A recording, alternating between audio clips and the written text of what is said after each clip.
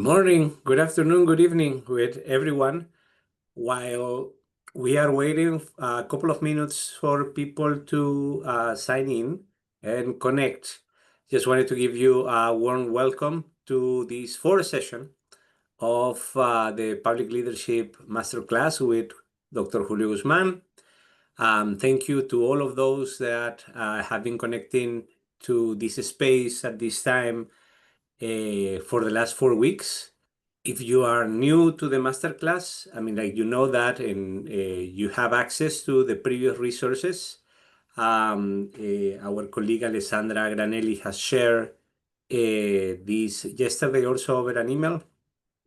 And that, as you may recall, what we have been talking about is about the opportunity of extending a certificate for this masterclass for all of you that have connected for at least 4 of the sessions and pass a very small test with key points made throughout the masterclass.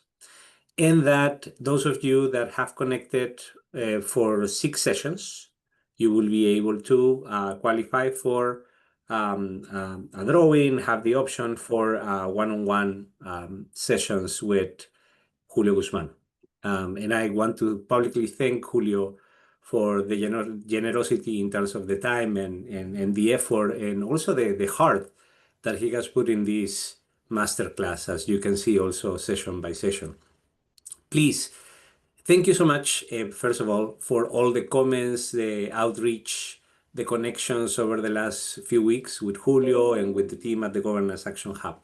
As a reminder, we are the Governance Action Hub. We are a governance lab exploring ways to enhance collaboration and inclusion in governance strategies. We work in a number of topics, particularly related to democracy and climate. And we also have deep dives in Peru and Colombia around energy transition and governance in mining areas. Please check us out at any point in our website, soon to become a portal, to a lot of information about what we are doing. We're very much looking forward also, and now that we have more people connected, I just wanted to remind you of this. We are on the lookout for spin-off sessions, if you want, opportunities to have deep dives on the discussion of public leadership with organizations that you may represent or with your own networks in a given country. So if you are interested during the masterclass or right after in exploring that possibility, please reach out. We would like to talk to you about that. There will be a possibility of having Julio and potentially other experts too joining and having these kind of conversations more adapted and more focused on particular contexts. That's it on my side. Again, very thankful for your time, for your spirit, for the questions. My colleague Natira is going to give you like a big, very short overview of the rules. Remember that you can ask questions at any time, and we'll do our best to either respond or to collect them and have a follow-up later, depending on the question and if it is directly linked to the topic or not. Natira, good morning. Morning. Thank you so much, Mario, and welcome to everyone who's connecting with us today. Again, my name is Natita Nivasnanda. I'm the Senior Program Associate at the Governance Action Hub at Results for Development. So if you haven't already, please start by introducing yourselves in the chat. As a moderator, it's really great to see the discussions that come out between all of you. And feel free to make use of the Q&A session, Q&A box, since we will have time for live questions throughout the session. And as a reminder, all of the sessions are recorded, so if you've missed a class or just want to revisit a class, all sessions are uploaded to our masterclass webpage. So again, thank you for connecting today, and without further ado, I will pass the floor to Julio. Thank you very much, Natita. Thank you very much, Mario, for the introduction. Let me share the presentation again. Do you see it? Yes. Okay, 1 second, please.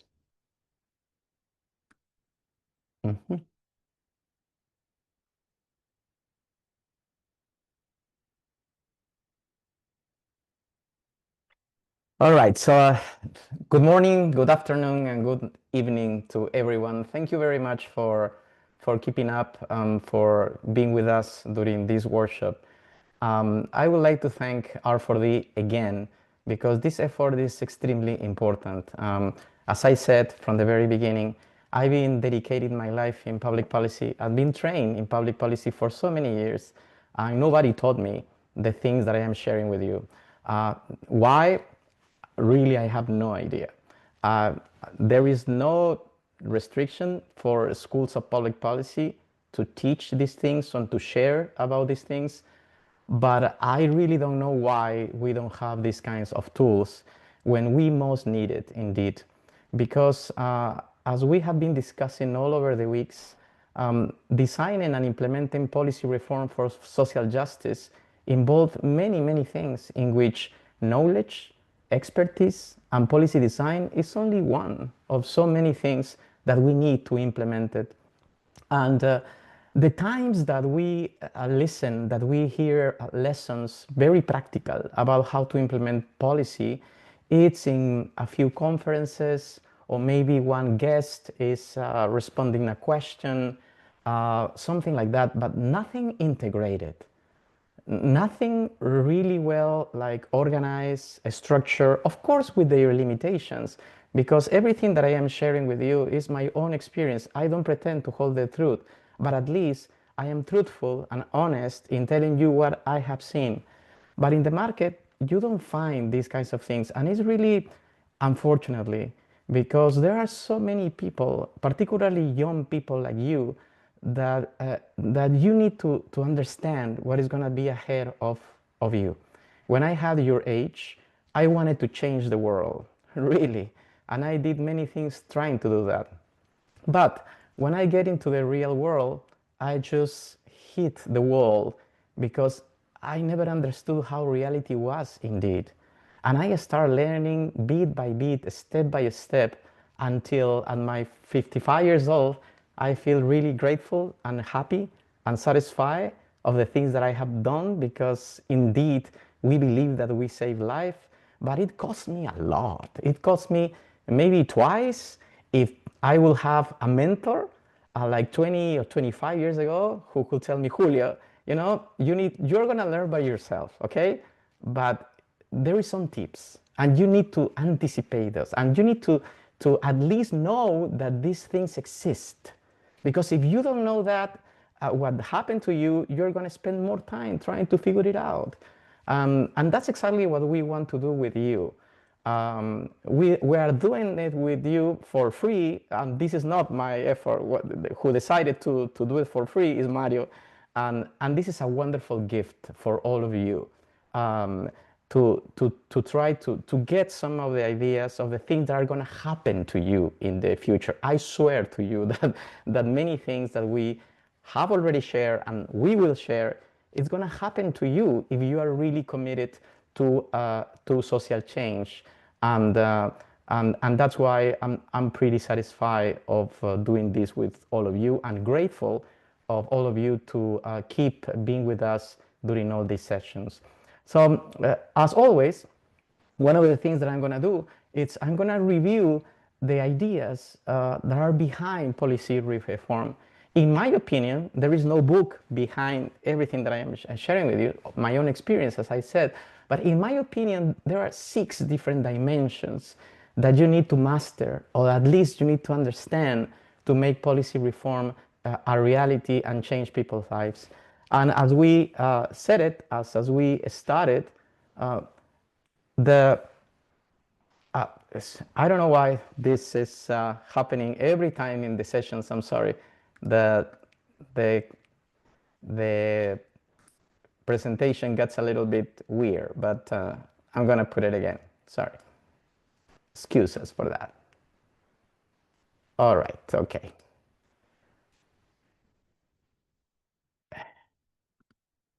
Okay. Do you see the presentation? Do you see the presentation? Yes. Okay, great. So now what we're gonna do is we're gonna again Oh my goodness, sorry. I don't know what's going on with the presentation. I'm sorry, excuse me. It's getting to the same point every single time. 1 second. 1 second. All right. Okay. Now I hope that, okay. Now should be okay. 1 second.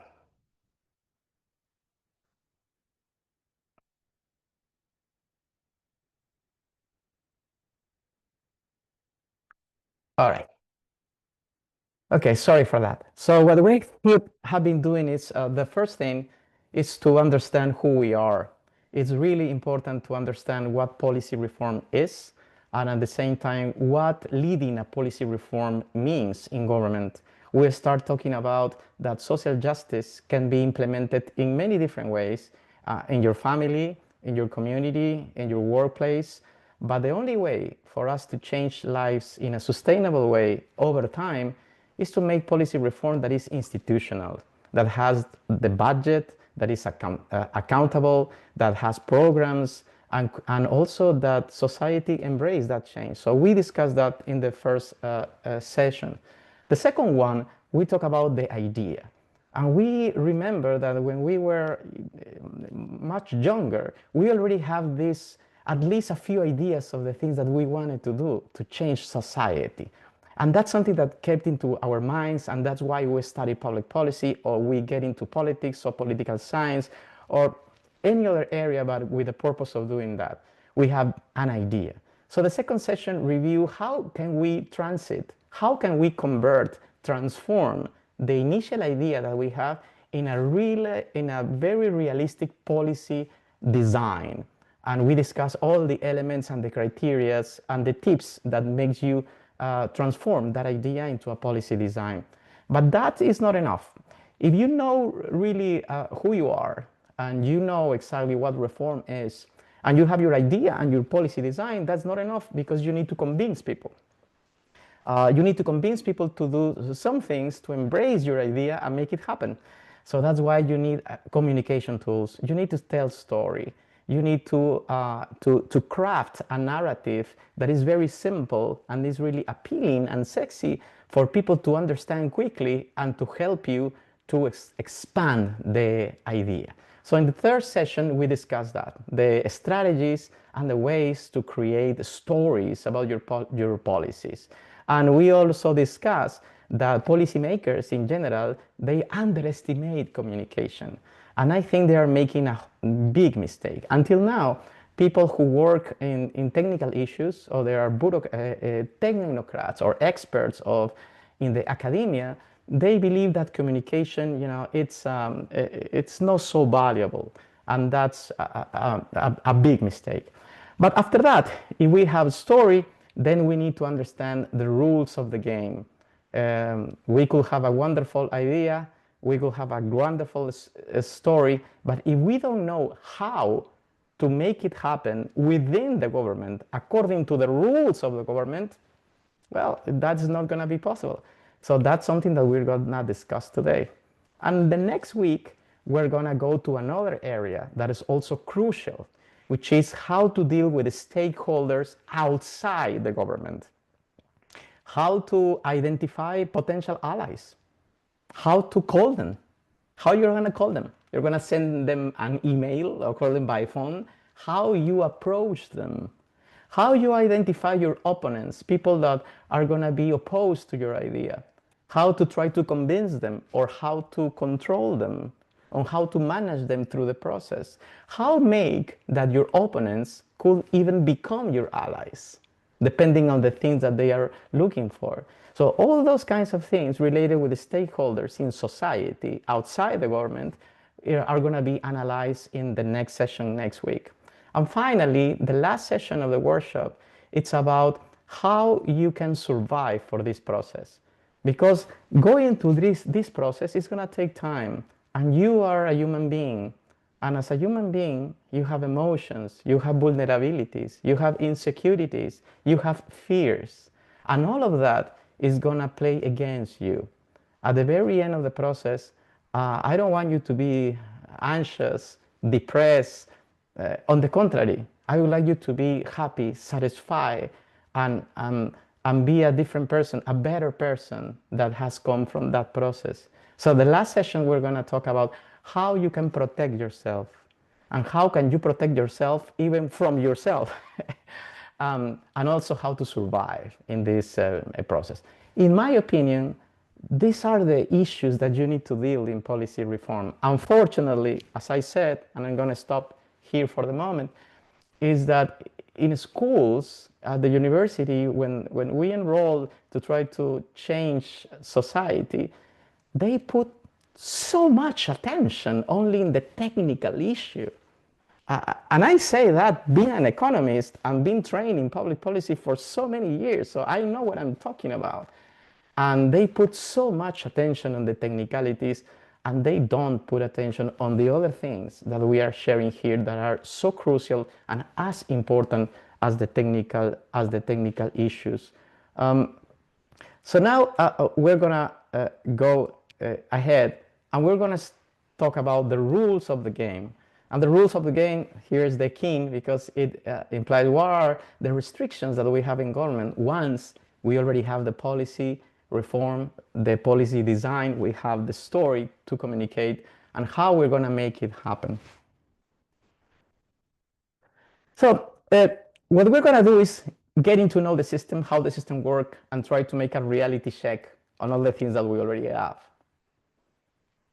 So first of all, before starting analyzing the restriction that every single government in the world have, the first thing that it's important for us to recognize is that running the government is very different than running a business.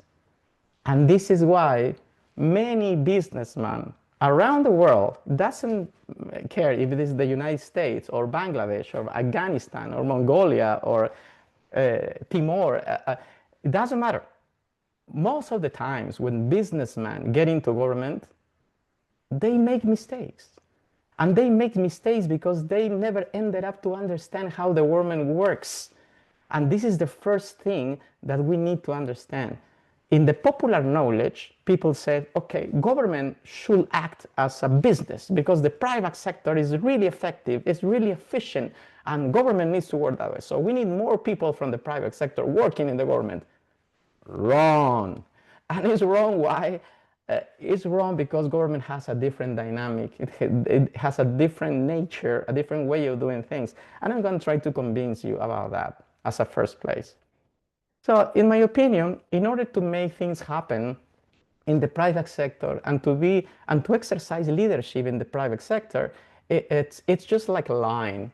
It's just vertical. It's a vertical way of doing things. And doing the same thing in government is a circle. And what do I mean? What is the meaning behind that? Well, it's pretty simple. In the private sector, indeed, the organization of the private sector is very vertical, in which every single agent of a corporation, for example, has the same purpose. You have, for instance, here the workers, who their authority are the managers, and in turn the CEO, and then the board of directors, and then the stakeholders, right? So, but the thing about the private sector is that they don't have problems in terms of interest and goals, overall speaking, of course. They have the same goal, all of them, the same goal. So exercising leadership has a different meaning, has a different way of exercising leadership. And the rules that are behind these vertical structures are much more flexible and much more open. In government, it's exactly the contrary. In government, what you have is that you as a policymaker, for instance, you need to respond to many people and to many organizations in different fronts. It's like if you are fighting a battle or you are fighting a war, you are a country fighting the world, and you have all your neighbors surrounding you that are attacking you. So you need to deal with all of them, okay? It's just a metaphor. But the idea is that when you are in government, it doesn't matter the place that you are. Here, in my example, I put you as a policymaker. But you can be in the government a member of the legislative, or you can be a member of the judiciary, or you can be a member of the executive in the cabinet, for instance. It doesn't matter. In any position that you are in the government, what you're going to have is a number of different interests within the states that are going to be in different fronts, and you need to deal with all of them at the same time. And question for you, do you really believe that all these agents have the same interests and the same goals, which is helping people? Well, not. Unlike the private sector, in the state, every single organization has different interests. For instance, the legislative, their interest is to supervise, to make laws, but at the same time, to be elected. To be elected. And to be elected, you don't need to only make people happy. Not only that, you need to be also destroy what the current government is doing or their ideas. When you are in the judiciary, you have other interests to follow the rules, but other times it's because of corruption. You don't know. There are so many, the bureaucrats and the technocracy is a group within the state that have their own interests. So it's very important to understand that the dynamics is not the same. Running a business is not the same as running a government. And that's why many people in the business world make some mistakes when they get into the government. So this is the first thing that we need to understand to get how the rules apply in government. So making the metaphor, being in the private sector and have this vertical alignment is like a horse race, right? You are in a horse and you are just trying to get to be the first. It's a horse race, the private sector. But the government is a different sport. The government is a chess game. In government, you need to be smart. You need to be strategic. In the government, you need to be patient. In the government, you need to negotiate. In the government, you need to anticipate the movements of the other ones. In government, the rules are much more complex, and your thinking are much more sophisticated. And the way that you need to move, you need to think twice in order before to doing the things. If you really understand these two images, you are gonna save a lot of problems in the future of your life.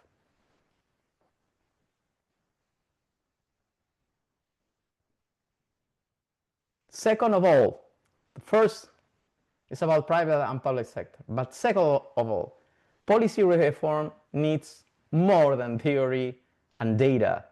And now I'm talking about the policy reform that we already did. This horse, this beautiful horse, if you remember in the second session, that we built a beautiful horse that was our policy design with all the criteria and everything. Well, when you got that beautiful horse and you put it on the government, then you realize that, oh, it's not enough. And I'm gonna try to explain why I believe that, and I am convinced about that. Let's imagine now, for a moment, let's change our image from a horse to a modern car and very efficient car. And let's imagine that that efficient car is our policy design, okay? So let's imagine, I like this car very much, right? That was very popular many years ago, a Hummer. And beautiful car, really strong, you know, well designed, powerful, right? So let's imagine that this was our policy design. We did a wonderful job, and this is the car that we have. Question for all of you. Can we make this car to really operate and to be driven in any place? Well, I don't think so. Because if you take a Hummer and you try to drive a Hummer through the streets of Cusco, Peru, where Machu Picchu is located, the Hummer is going to be completely useless. You cannot use a Hummer in Cusco. By the way, my family is from Cusco. Cusco has these really narrow streets, And the reason Cusco has these narrow streets, because it's like, hundreds and hundreds of years ago, we didn't, before the Spanish arrived to South America, we didn't have cars, we didn't have horses, we didn't invent the wheel. So the only mean of transportation was walking and the llamas and the alpacas. That was the only thing. That's why the streets are so narrow. And one of the problems that the Spanish conquerors had in Cusco when they arrived to conquer the city, one of the big problems is that the horses start bothering each other when they get into the streets, and they were really problematic for the Spanish to move in Cusco because of the so narrow spaces. And this was taken advantage by the Incas to defend themselves. But my point is the following. My point is a good policy design, technically speaking, not necessarily could be applied to every particular context and every particular country. And that's a mistake that not all the time, but sometimes international organizations make, is that when you are designing policy in Washington, D.C., or New York, or any other place in the world, you are assuming that the best option in policy design is the best for every single country, that you can apply that, when indeed it's not true. When indeed your idea, your design could be excellent, but maybe that country doesn't have the condition to support a hammer in this case. Examples of that are numerous. One of them is, for instance, civil service. Maybe your policy design is wonderful, but you don't have the people to implement that in that country because they don't have the capability, they don't have the technocracy to do that. Another example are institutions.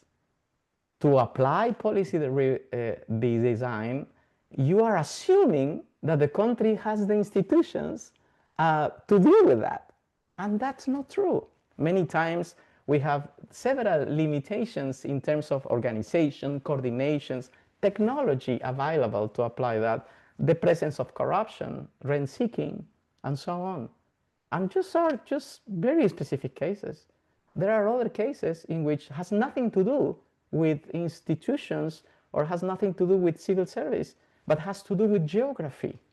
There are policy designs in education, for instance, that cannot be applied to many developing countries because of our geography, because children are very dispersed in the territory because maybe the country has a lot of mountains. How you're going to do that?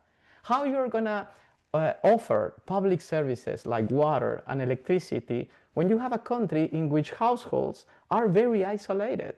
How you gain the economies of scale to make the business profitable to bring those public services? So there are numerous examples on how your wonderful idea and your wonderful design, unfortunately, cannot be applied in many cases. So that's the second thing before getting into government, for you to get this idea that is really important to understand the context. So how the system works, and now we're going to get into the government. How the system works. There are four criteria that, in my opinion, will be very useful for you in the future if you remember it. Let's go to the first one. The first one is the state architecture, which means, in simple words, is who's the boss. When you are applying for a job in any sector, let's imagine the private sector, and you're applying to the job and you are given the job. One of the first things that you do is to know who is your boss, right? And why do you do that? Well, it's a natural reaction. You do that because you want to know what is the personality or the person that you are working with. What are the expectations of that person? What is their background? It's natural to try to understand who your boss is. right? But one of the things that strikes me the most is that most people, I don't want to say most people, but a lot of people that get into the government, they don't start to understand who their boss is. But I'm not telling you in terms of the direct boss in the team.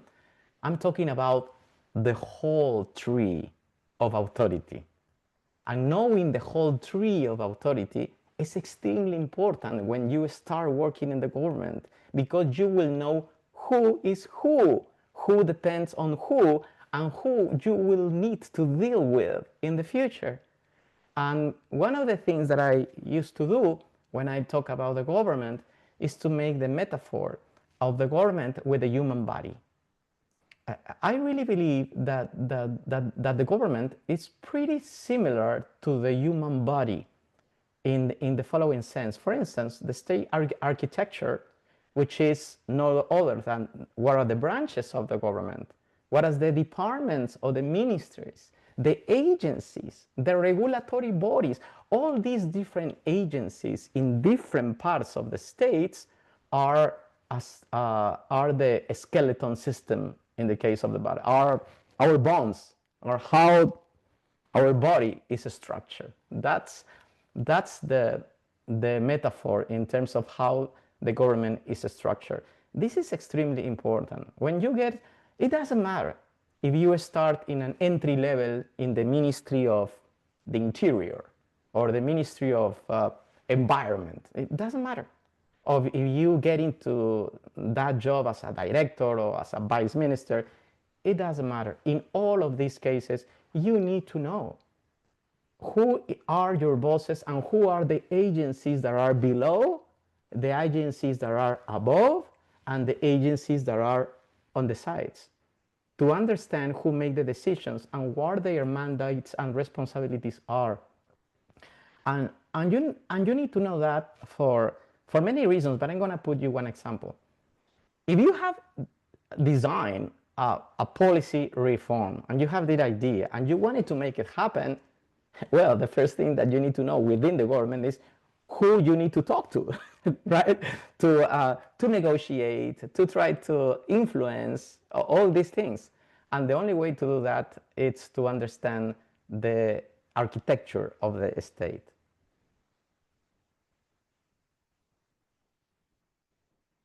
So who's the boss is the first thing. The second thing that it's important to understand within the government is how the management system works. That's really important, how the resources flow. They are different. The first one is how the state is structured, okay? The second one is how the resources flow through that structure, how the resources flow. And again, using the metaphor of the human body, we could say that the public management system is like the nervous system of our body, in which everything is interconnected, and you have flows, right? In this case, are like incentives, like in the neuro system, I don't remember the exact name, but are like impulses, right? And the public management systems are different ways that the state organizes their resources in order to make things happen. Examples of these systems are more than that, but just mention four. One is the budget process. And the budget process has to do with how the money is going to be spent. In the case of Peru, for instance, the budget is prepared from September to late October. From September to late October, which is the final state of the budget, because the budget has an early state yet. But the final step is between September and October, and then send it to Congress. This is extremely important. And why? It's extremely important because the budget process is going to tell you how much money are you going to have the next year. Not this year, but the next year. And that will give you an idea of what are going to be the space, the fiscal space that you could have to make, to finance and to fund the policy reform that you have in your mind. So the budget process, it's very important to understand who initiates the budget process, where are the battles that you need to make in the budget process.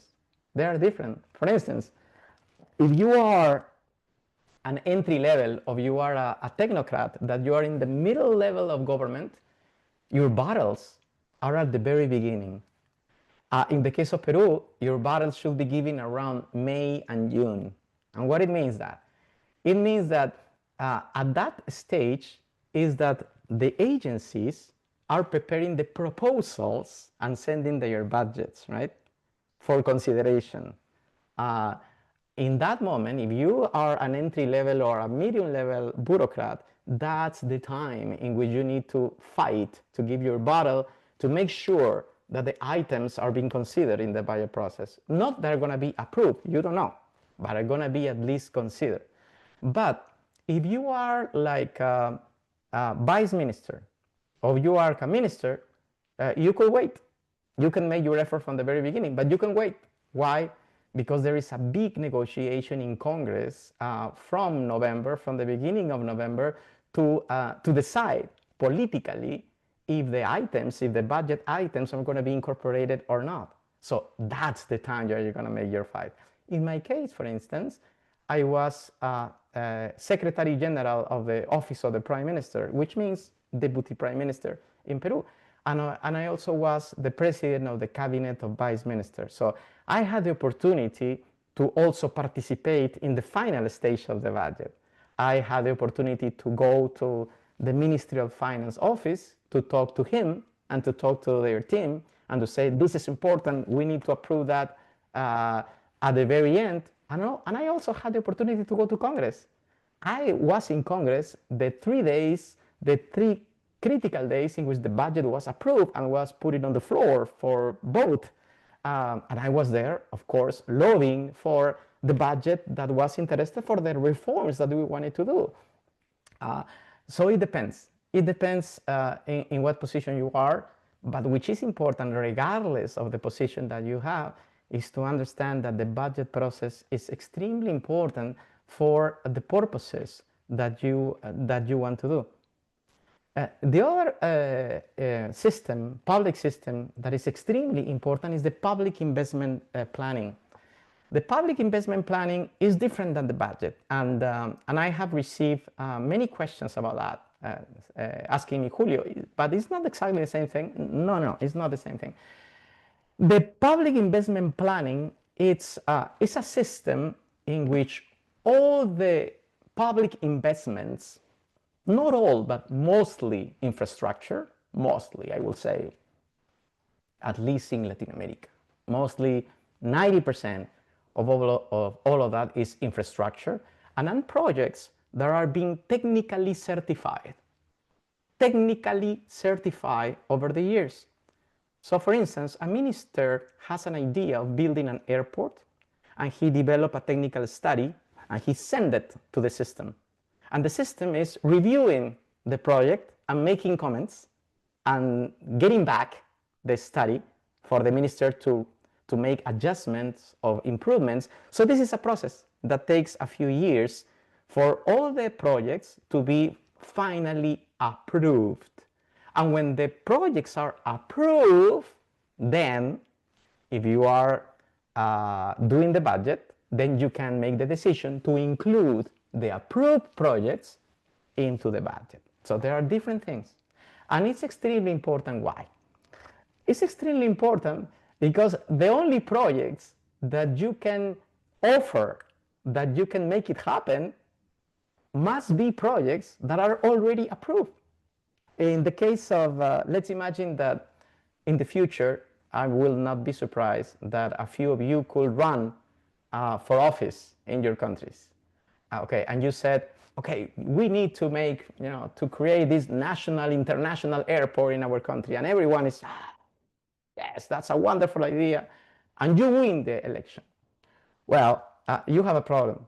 And the problem is that in order for that airport to start being built, you need to be sure that the airport was already in the investment planning and was approved. If not, you need to start from the very beginning.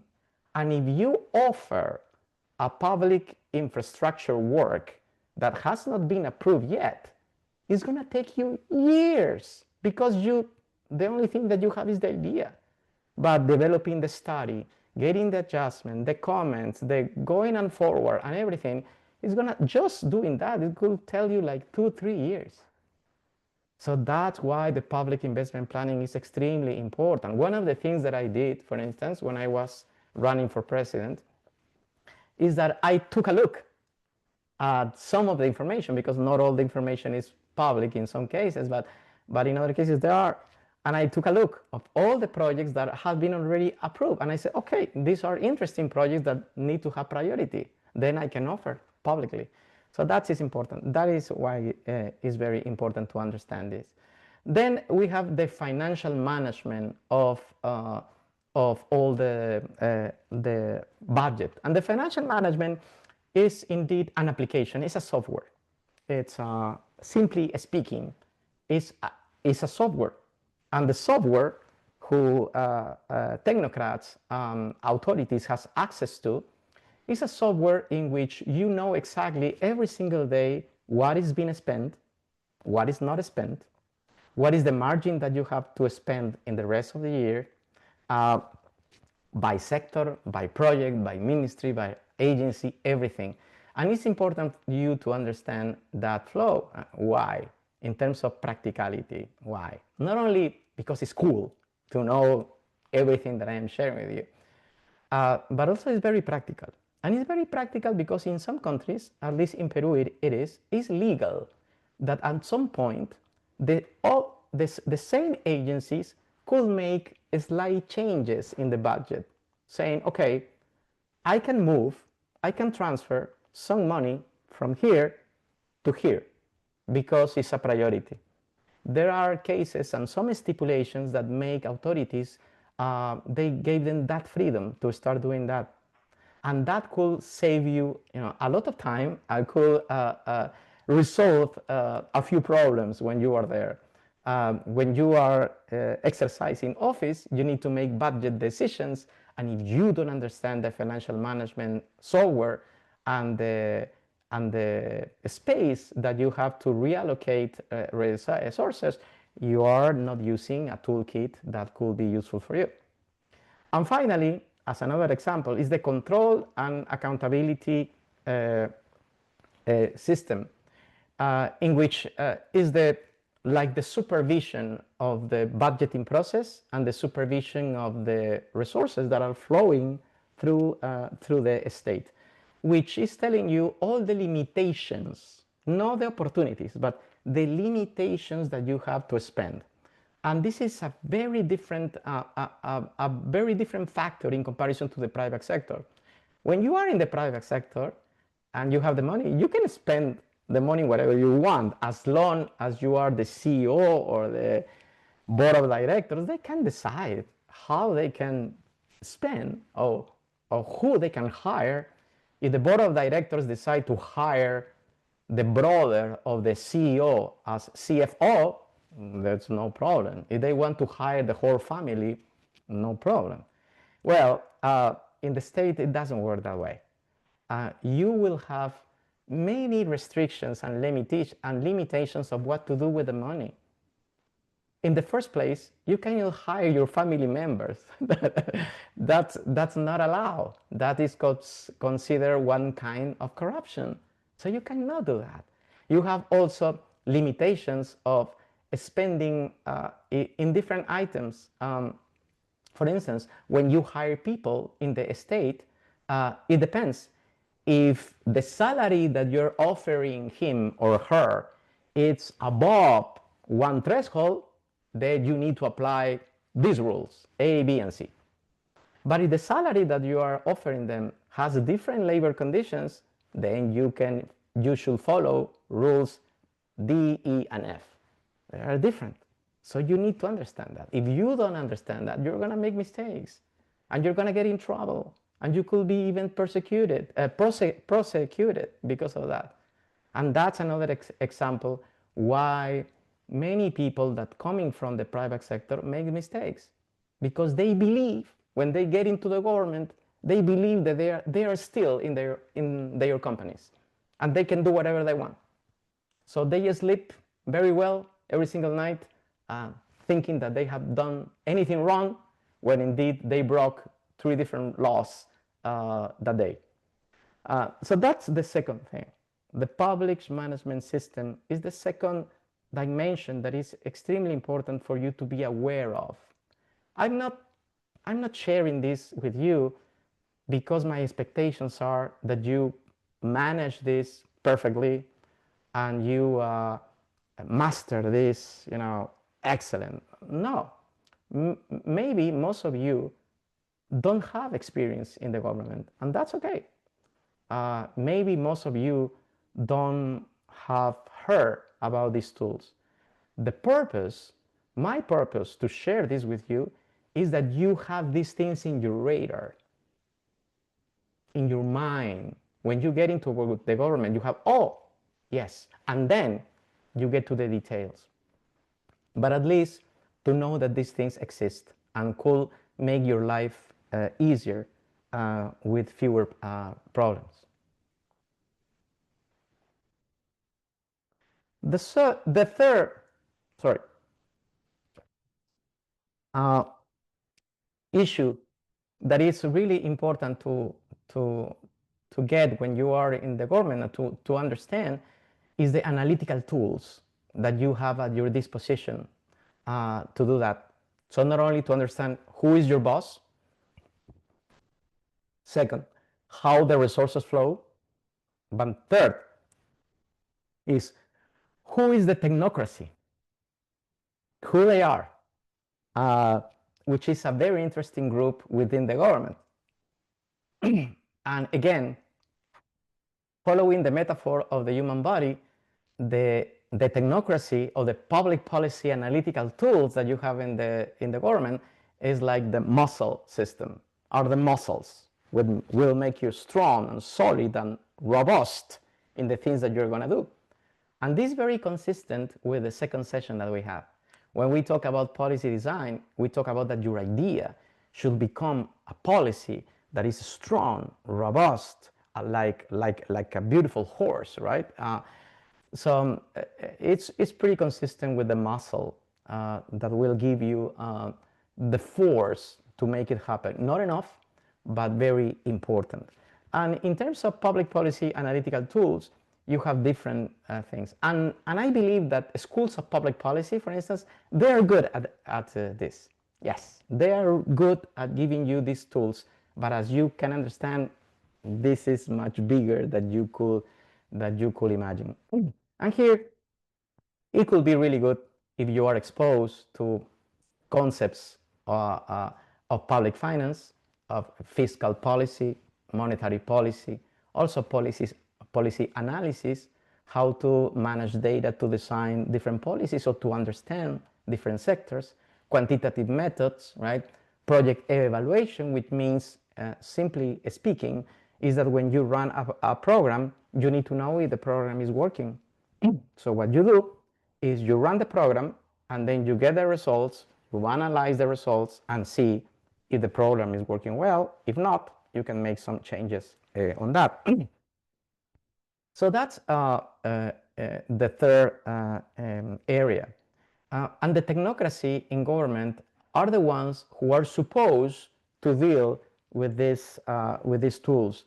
I have several comments about the technocracy that I have dealt for many years in government.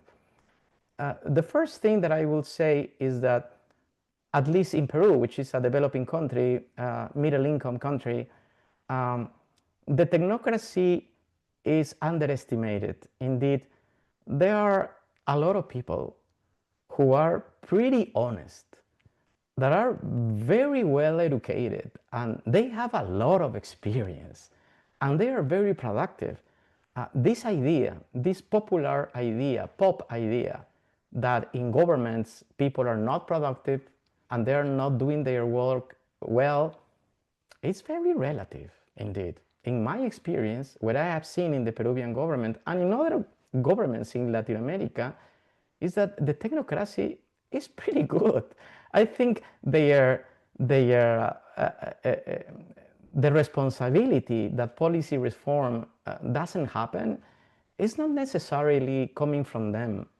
It's related to other issues that are more complex, like, for instance, cooperation, interagency coordination, also leadership, the same political process, the lack of strong institutions and the rule of law. Those factors, in my opinion, are much more important or explain much better the lack of policy reform rather than make the bureaucracy and the technocracy responsible for all of that. Having said that, the technocracy also have their limitations in the things that I have seen, okay? This is something that surprised me a lot, for good, also for a good reason, but there are other things that also surprise me, is that because there is a culture in the technocracy, innovation and creativity is punished. And that's really sad. Indeed, if you want to do things differently, if you really want to make things happen, you promote innovation and creativity, and you promote people to talk, right? Well, in government, unfortunately, there is a culture that has developed over time in which technocrats are punished when they offer new ideas. Why? Because there are so many rules, so many limitations, and things of the culture that we're going to discuss later that makes technocrats to be very careful about the things that they say in meetings or the things that they propose. So why this is important for you when you are in government? It's something that I did when I realized this. When you want to do something really transformational, when you want to do something really new and fresh and different, and you want ideas to improve yours, don't go to technocrats. This is very controversial, okay? But this is how I think. My experience. Technocrats, in my opinion, are being great, as I already said, all the positive things that they have. But one of the things that they don't is the initiative to have fresh ideas.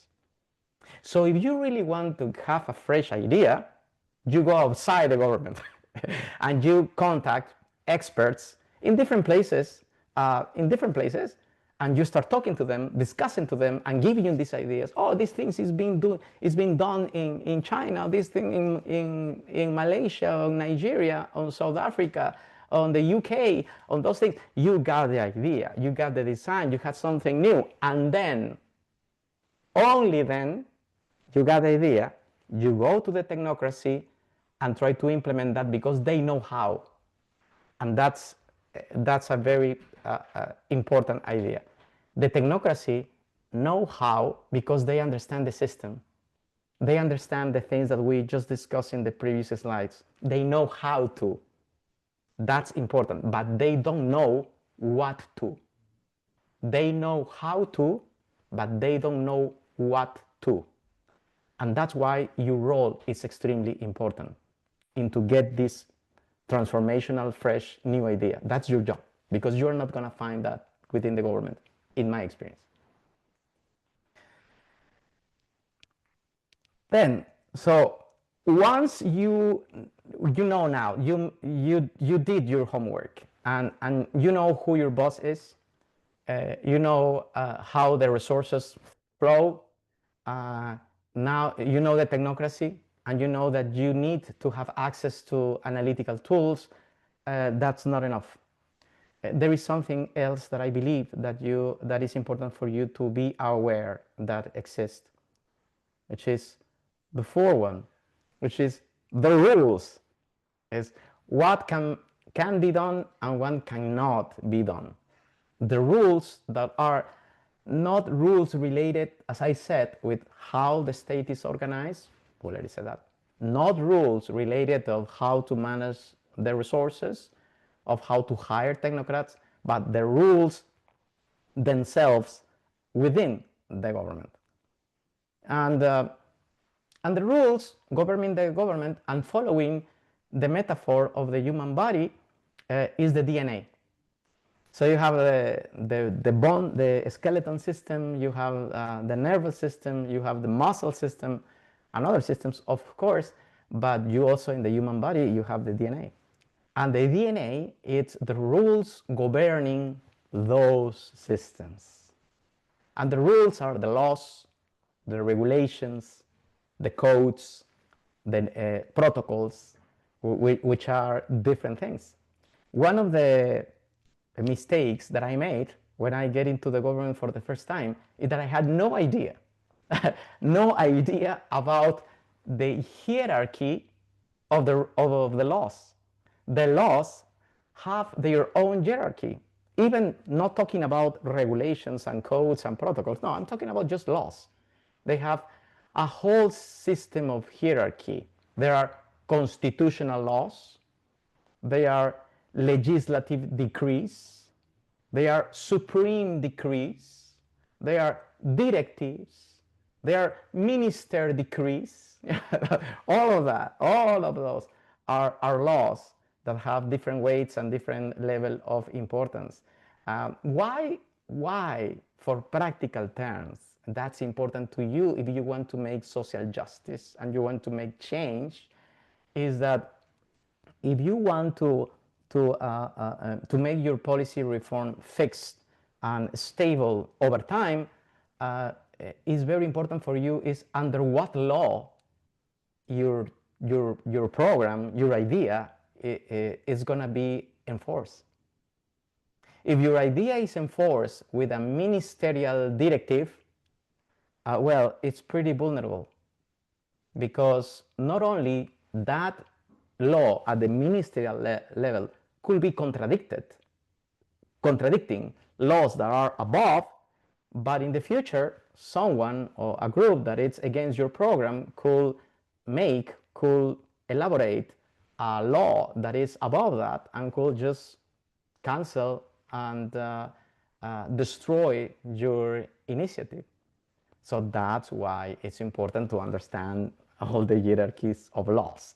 I'm not going to talk to the regulation codes and protocols because they work in some ways different, in other some ways similar, but you got the point. It's very important to understand the DNA of the human body, the ways in which the systems work based on rules. So those are the 4 criteria that are important to understand how the government works when you are there, for practical terms. I'm talking to you all these things, not of theory, not to tell you, just how the government works, just to know. I'm sharing this with you because these are practical things that you need to have here in your radar, because these are the things that will allow you to make change. We are assuming from the very beginning that you are in this workshop because you want to make people live better. That's the point. You are not in this workshop because you want to have a position in the government and you are looking for a job, or you want this because you are looking for a mean of living. No, we did all of this and you registered to this workshop because you want people to live better, because you want to make social change happen, because a very practical issue, because you have a purpose. And if you have a purpose, you need to know where you're going to confront. And that's why when I'm sharing this with you as practical tools that you always need to have in your radar to make your life easier when you try to deal with policy reform. So now we're going to stop here for questions and comments that you may have, because we have another part of the presentation that are maybe as important and everything that I'm gonna tell you that is critical for you to be successful in the government. But I'm gonna stop here for a moment and wait for your questions. Thank you so much, Julio. I think we actually have a question that popped into the Q&A box from Anuradha. I'll actually invite participants to raise their hands, which will allow us to enable their microphone so that you can actually ask your question directly here. So I see Moonbi also has her hands raised, so we'll prioritize those who want to participate first, but then we'll get to all of the questions if time allows. So give me 1 second. We'll take Moonbi's question. All right, Moonbi, you should be able to speak.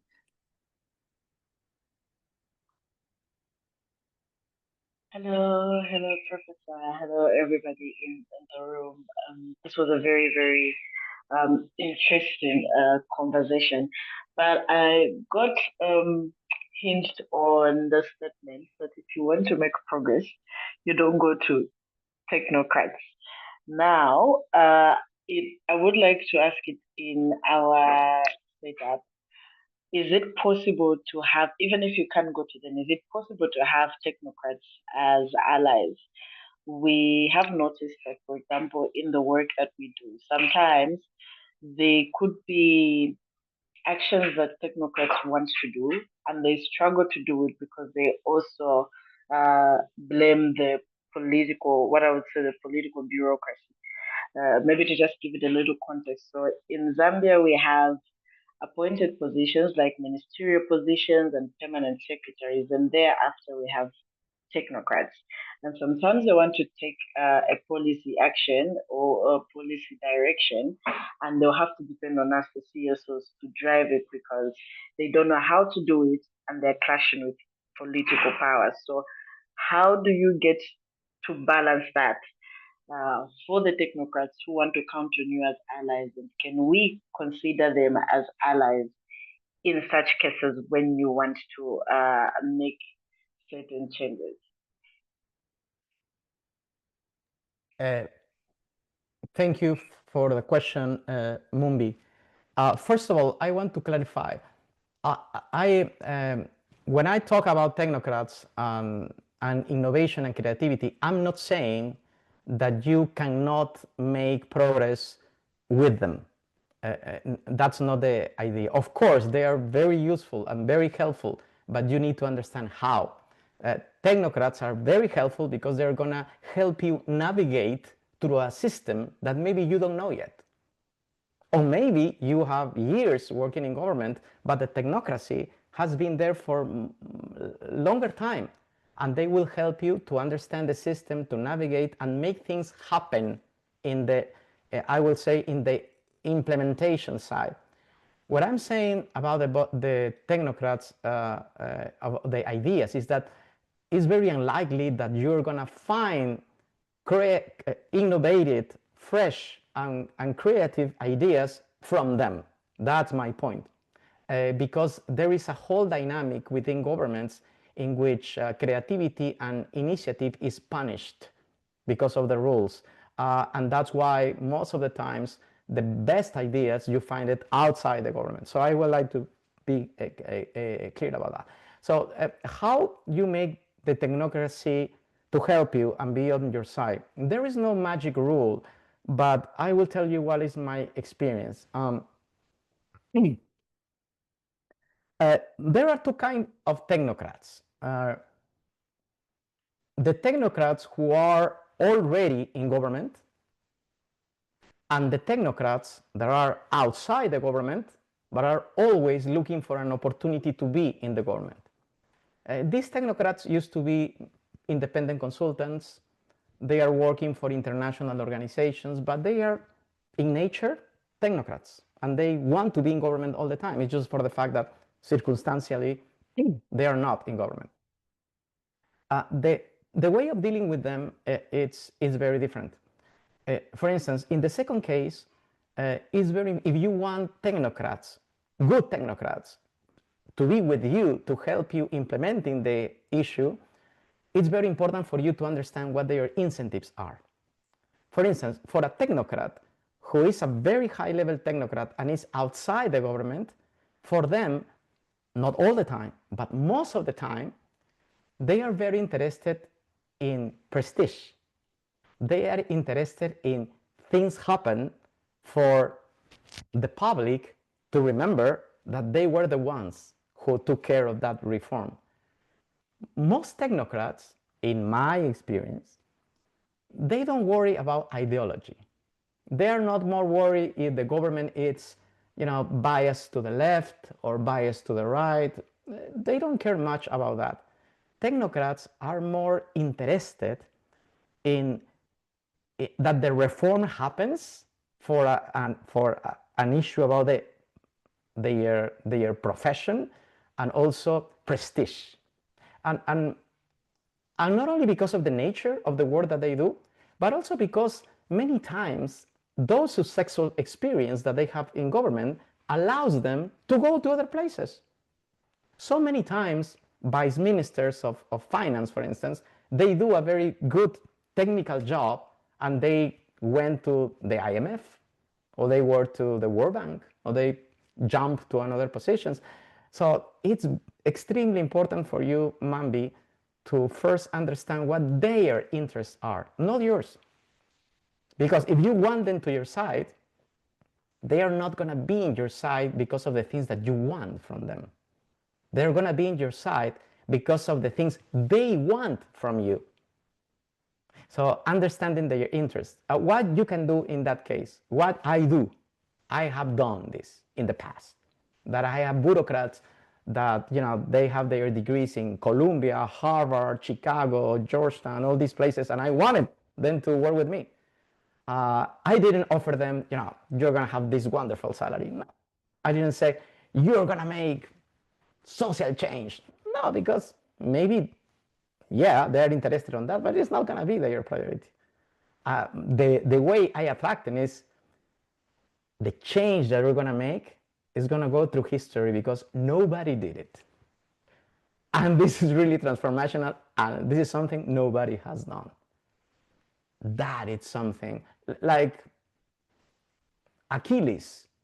Achilles, in the War of Troy, in the Iliad, this Greek mythology, Achilles didn't want to go to war because he hated the Greek king. He hated. And the Greek king wanted Achilles to participate in the war because he was the brightest and the best soldier existing alive. And how he convinced Achilles to go to war? Well, he talked to Ulysses, who was another Greek king, to talk with Achilles. And he asked him, Achilles, I know that you don't like the Greek king, Agamemnon. You don't like Agamemnon, and I understand that. And that's why you don't want to fight. But let me tell you something, that this war is going to be the war of wars. Whoever fights in this war is going to have glory, and it's going to pass through history. And that's why Achilles was convinced, even though he hated the Agamemnon. So it's something related. Technocrats, in my opinion, my personal opinion, again, high-level technocrats, they are more interested in the technical impact that they're going to have and to be remembered. And from there, to go to another places, there is their profession, their prestige, their honor, if you wanted to say it. But they are less interested in ideology, less interested. They can accept what I have seen, governments maybe from the left or from the right. What to do with the technocrats that you have within the government? That is different. That is a little more tricky. And why? Because you need to learn case by case what their interests are. And that's something that you need to do. You need to approach them. You need to talk to them honestly, directly.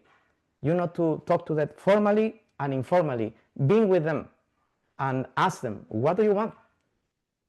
What makes you frustrated? What is bothering you? What are your expectations?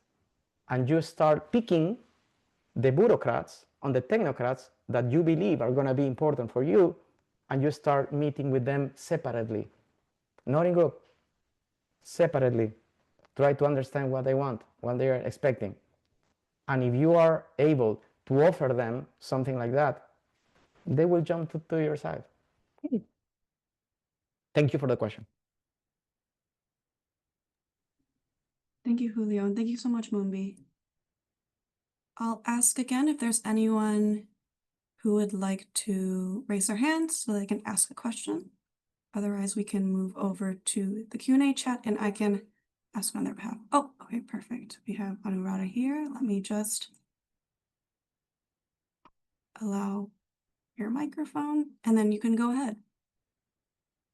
Okay. Hi, good morning, Julio. It's been great to hear you, though I myself have been associated with the governance sector reforms globally. I think my question, I just raised my hand abruptly because I thought it was a very relevant and very interesting explanation you were giving, Mumbi.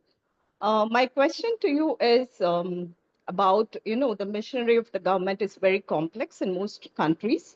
And Peru is a very interesting example, which I'm very familiar with, but, which encompasses most governments, the machinery of the governments encompass very complex mandatory obligatory functions, functionaries, field and finance effectively in their own sense. And I think how could governments think proactively, contextually relevant, not replicating what's worked somewhere else, reform their human resource management in such a way that the expertise and the reforms are akin with the human resource management, because it's the system and the people integrated with the leadership vision that's vital for the success of most initiatives. So your views on this? Yeah, absolutely. Thank you very much, Anuradha, for the question. There are several points that you touch. The first one, it's about this balance between the local and the global, and we discussed that in session number 2, which is extremely important for policy design. You are going to find people, and I'm sure because of your comment, that you already found two extremes, two groups of people. The ones that I'm saying everything should be contextualized because India is so particular, and India is not only a uniform country. You have several realities within India. The north of India and the south of India, they are completely different in so many ways. So you need to do really contextualize, understanding the local. And on the other hand, you're going to find another group that are going to tell you, no, that's not necessary. Why? Let's see what China is doing. Let's see what the United States has done. Some countries in Europe, and then apply that in India, and maybe that will work. My opinion is that both are right and wrong. I believe that the complementarity between the both is the key to understand that.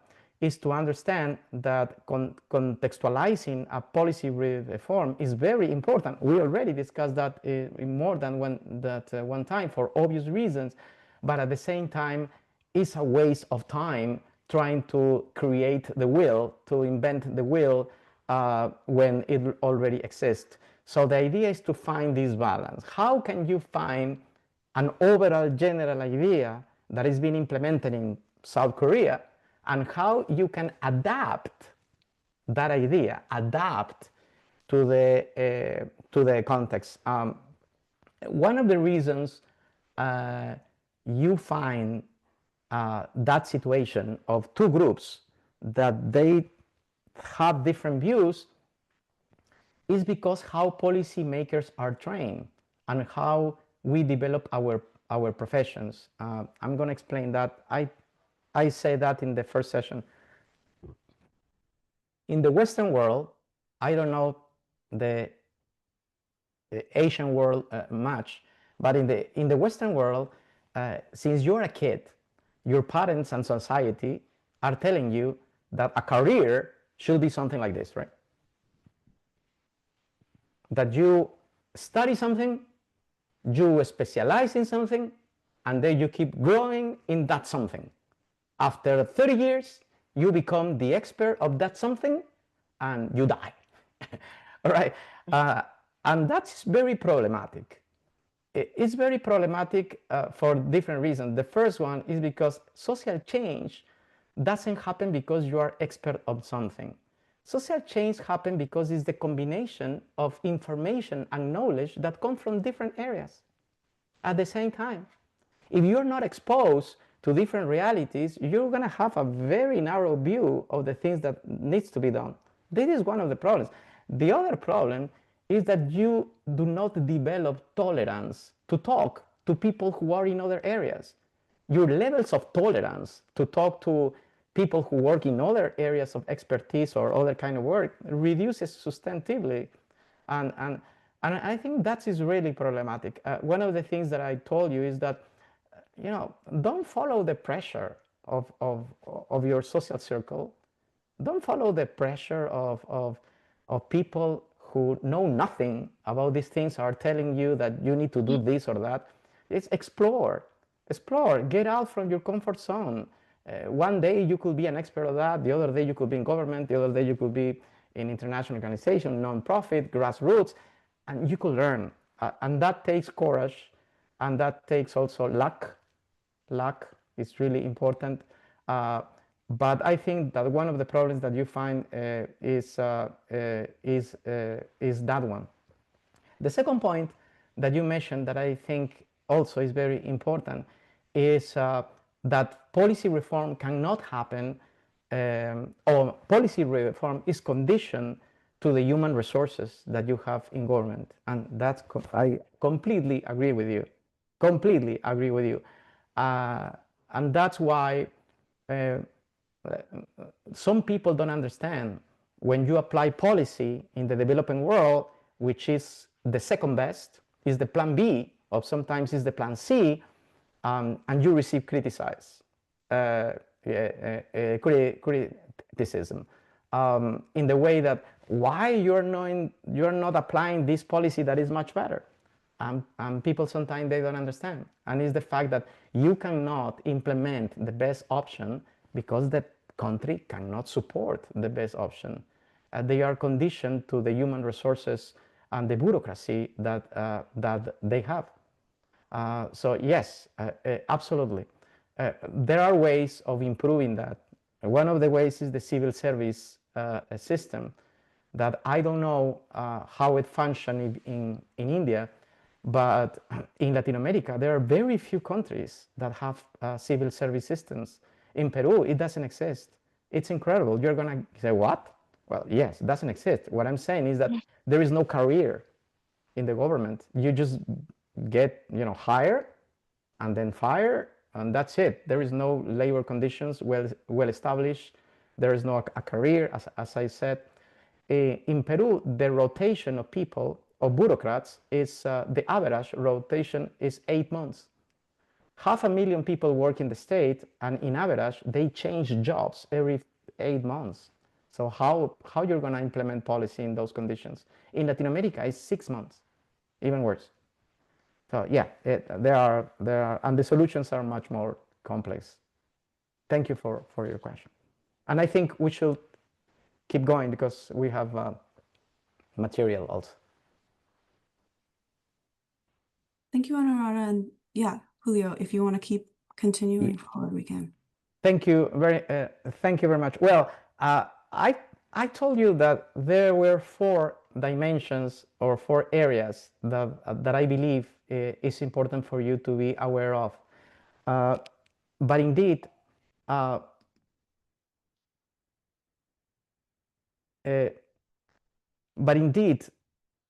there is a 5th one, and I put it at the very end, and I didn't include it in the 4 ones when I told you that there were 4, because the 5th one is not related to how the system has been built or constructed or designed.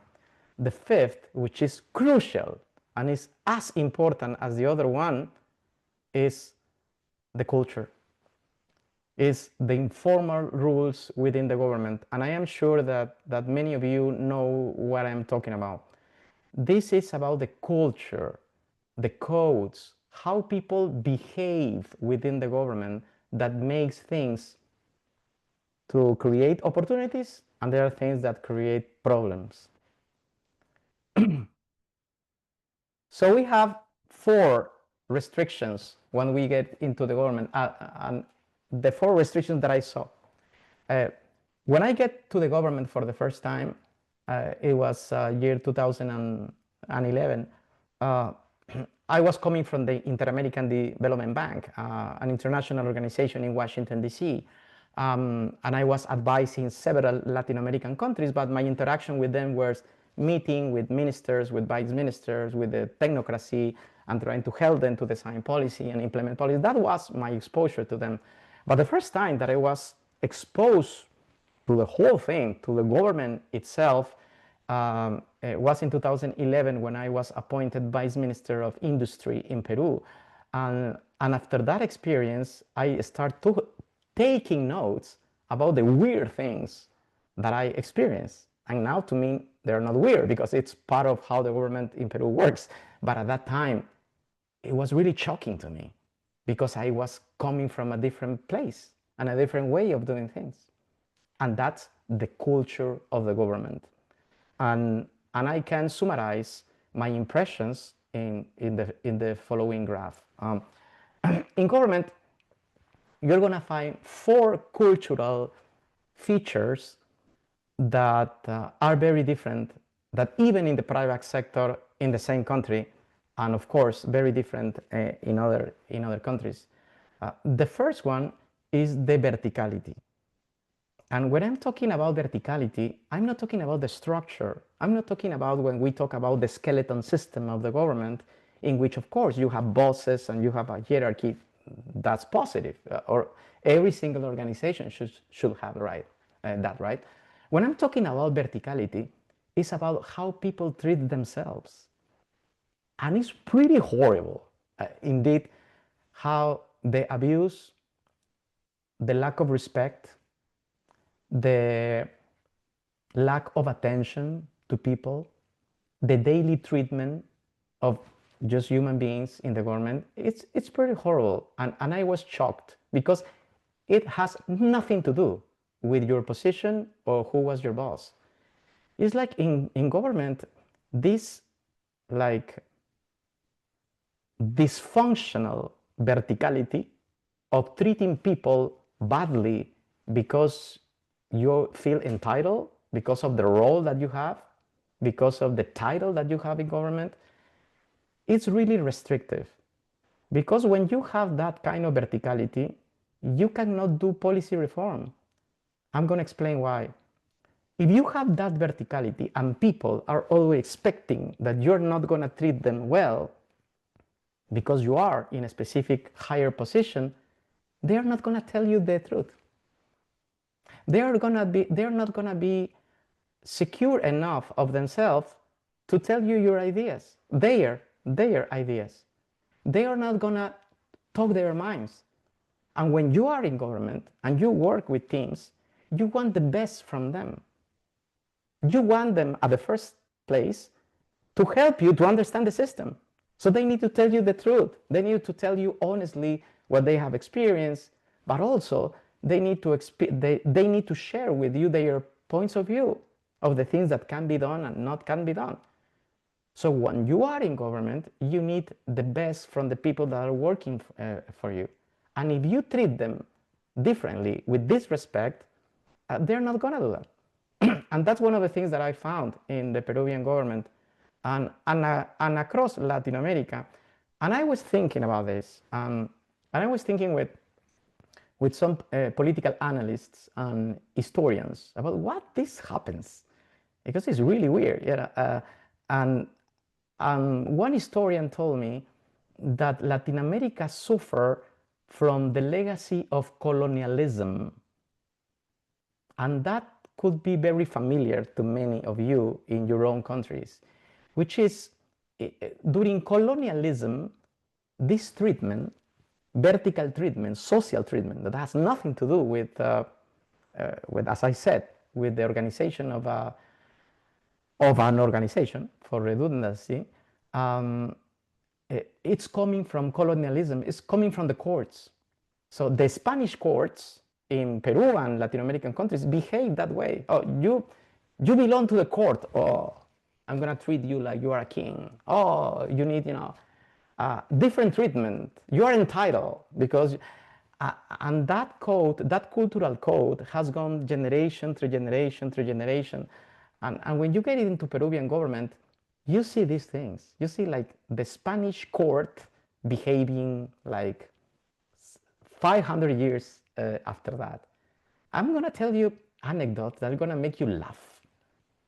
There are people that you know personally outside the government, and you know how they talk, how they behave, and then they are appointed ministers, and that for some reason you find them, you find him or her in the streets or in a restaurant, and they walk differently, they talk differently, their tone of voice change differently, their body, how they express, change differently.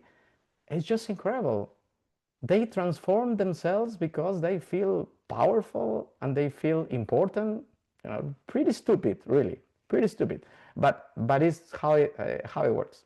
So the first thing it's important for you to know is when you get into government, at least my experience is you're going to see that. The second cultural problem is that people stay in their jobs for very short times. As I said, the rotation is pretty high. It's pretty high, and there are many ways in which you can find this inconsistent and contradictory.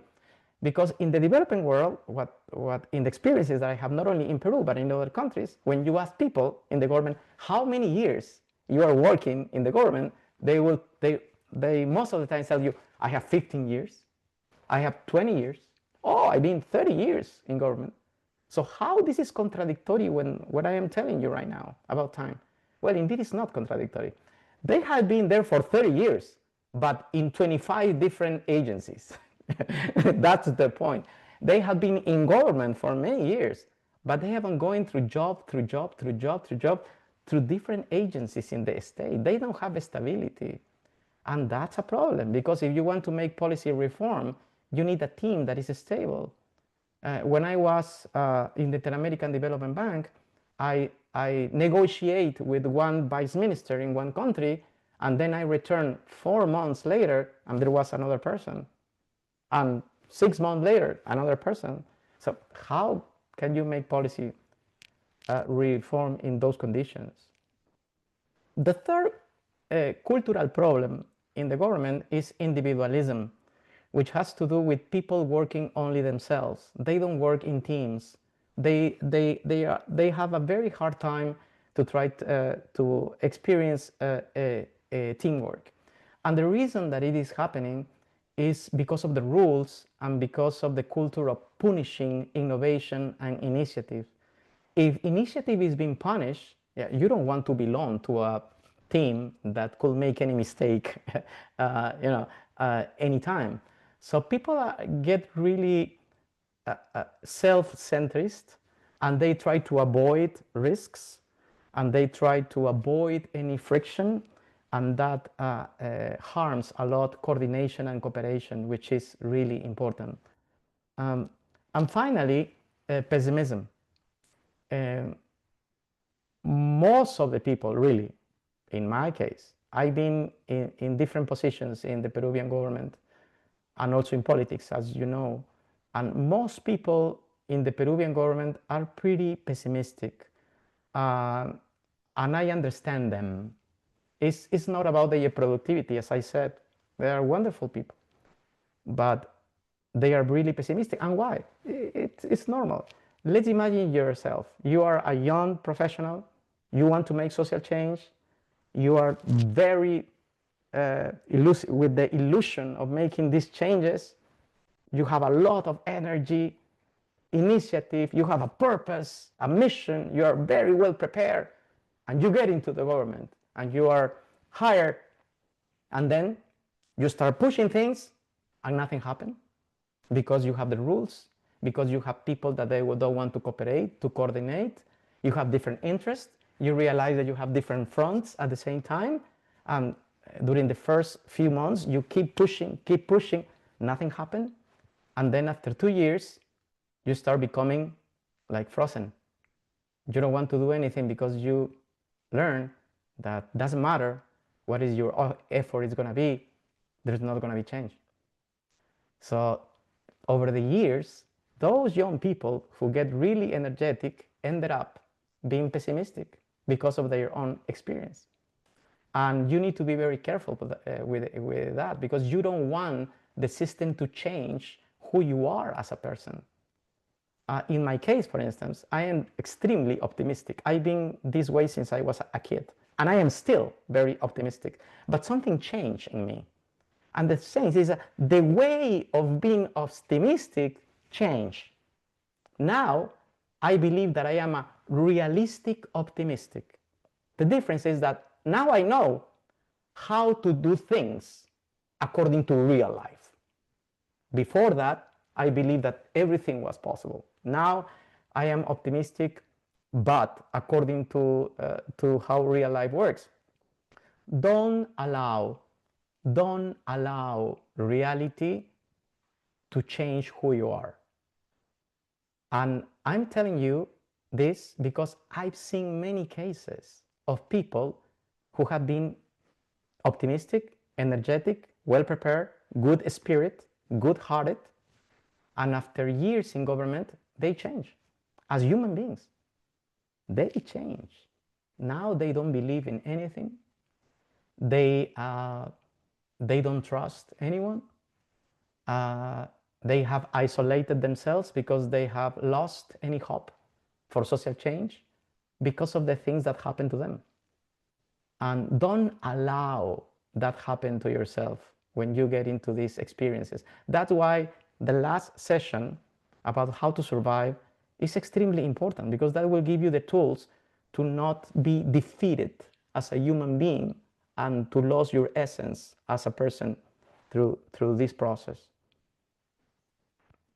The golden rule, and we are getting to the end of this session. That's another thing that is very cultural. Remember this, please. Remember this. I learned the hard way, okay? When I get into the golden rule, the golden rule in the culture of government is he who has the gold makes the rules, okay? He who has the gold makes the rules. Question for all of you. Who is the one in government who has the gold? The Ministry of Finance. What I'm telling you is that dealing with the Ministry of Finance and the team of the Ministry of Finance, it's an art. It's a political art. It has nothing to do with the rules, because according to the Constitution, the Ministry of Finance has their own responsibilities and, you know, and all the mandate and everything. But what I'm talking here is completely different. In countries, the authorities who hold the power over the budget, they developed other kind of aura around them. The aura of being powerful, of making the last decisions, and so on, and other things. So the relationship with the Ministry of Finance is very important. It's an art. And in order to deal with them or with him, also it's a process that you need to learn. And I learned it the hard way. How you deal with the Ministry of Finance. Forget about, don't make the mistake of saying, oh, these are their territory, their mandate, but they don't have decision in this other area because the law says different. No, forget about that. Doesn't work that way. It works, in reality, it works who holds the power within the government. And the Ministry of Finance is very powerful. So how you deal with that? The first thing that you need to do, that I have done and is very effective, is to know who the Minister of Finance and the team is as people, as human beings. What are their strengths? As humans, I'm not talking about as authorities. What are their fears? What are their insecurities? What are their frustrations? And what they want? And if you know that, it's going to be less complicated or much easier to deal with this personage, which is extremely important for you to succeed. Most of the things that you wanted to do will depend on him or in his team. One of the things that happen in Peru, for instance, and happen in Latin American countries in general, is that the teams that surround the Ministry of Finance get really proud, really proud, and sometimes arrogant about the job that they hold. They feel so important about the things that how do you deal with that? Well, there are different ways. Well, one of the things is feed their ego. If they want to feel important, that's okay. As long as I get what I want to make reform, to make people live better, I don't have any problem. And ego could be shown in different ways. Ego could be shown in saying how wonderful I am, how smart I am because I am here in this role or not. Or could be other ways of making them believe that the idea was theirs. As you have your policy, it is so appealing, it's so good that maybe it could be a good idea to make them believe that it's their idea. If you really care about people's life, giving up your idea shouldn't be a problem. If you have a problem because you are giving up your idea, then you are not doing this for the people. You are doing this for you, right? So even if it's the case that you need to share the trademark of your policy, or you need to give up the trademark of your policy, do it as long as the policy is implemented. So this is one example of how to also deal with the culture in government. You need to know, and we can apply this not only to the Ministry of Finance. Let's think about your cases. Let's think about your experiences with other authorities in the government. Follow my advice. Know who they are. Insecurities, fears, all of us have insecurities with different issues. Understand that. What they want, what they are frustrated as human beings, not as an authorities. If you have that information, it's going to be very helpful for you to navigate and to get what you want from them. Because what you want really, your purpose is a very positive purpose to help people. That's the point, right? Oh, this is the things that I had to share with you about understanding the rules of the game and to navigate through the government once you have your policy reform. If you don't understand the rules, it's really impossible to try to make your policy reform happen. And last question that I have for you is that it's extremely important when you get into the government and you know that government is not a horse race, but the government is playing chess.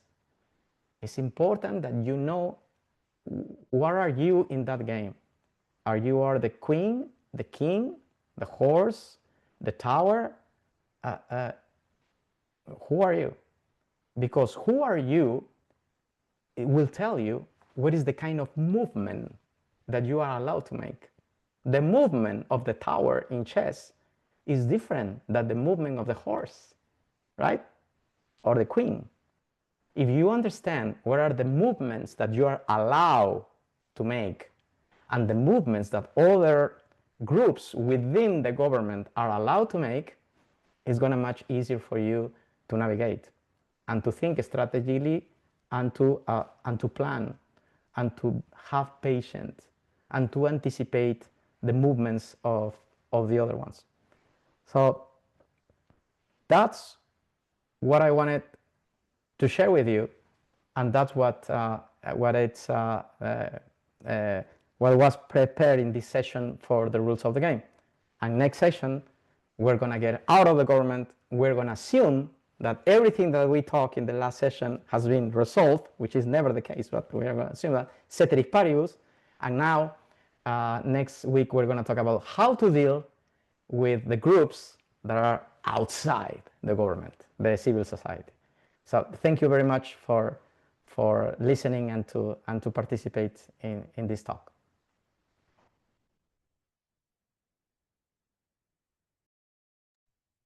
Thank you so much, Julio. And on behalf of the team, thank you to everyone who's participated, who stayed connected, and continue to join us at this time every week. I don't think we have any questions, but Mario, if you want to wrap up. No, this is perfectly fine. Thank you so much for joining us, even on extra time. Please make sure to continue submitting additional questions, reflections, disagreements also that you may have on some of the things that Julio was sharing.